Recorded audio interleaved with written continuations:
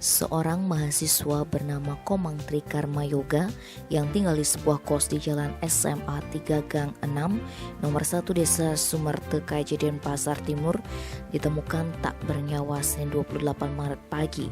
Kapolsek Denpasar Timur Kompol Tri Joko mengatakan peristiwa ini pertama kali diketahui kakak perempuan korban Niwayan Sri Wahyuni. Berdasarkan keterangan saksi pada Kamis 24 Maret, Karma Yoga sempat mengunjungi tempat tinggal kakaknya yang tak jauh dari kosnya. Saat bertemu, mereka membahas rencana untuk sembahyang di Pura Besakeh Karangasem pada 30 Maret. Namun ketika Sri menelpon pada Senin 28 Maret, mahasiswa Institut Seni Indonesia Denpasar itu tak merespon. Merasa curiga, saksi mendatangi kos korban. Saat wanita itu membuka kamar adiknya, dia mendapati Karma Yoga dalam keadaan tak bernyawa dengan muka membiru dan mulut mengeluarkan busa. Salah satu tetangga korban bernama Acen kepada polisi mengatakan beberapa hari sebelumnya teman korban sempat datang, tetapi Sabtu 26 Maret wanita ini mencium bau busuk dari kamar korban dan mengira bau bangkai tikus.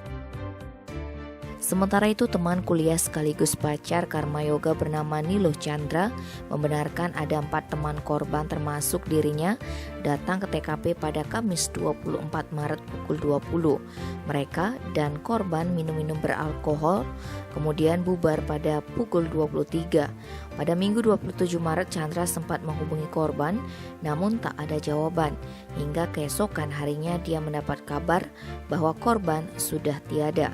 Hasil pemeriksaan sementara petugas menduga pemuda asal Banjarkawan tampak Siring Gianyar meninggal karena sakit, karena ditemukan obat-obatan di sekitar korban. Meski demikian, jenazah Karma Yoga dibawa ke RSUP Sanglah untuk pemeriksaan lebih lanjut guna memastikan penyebab kematiannya.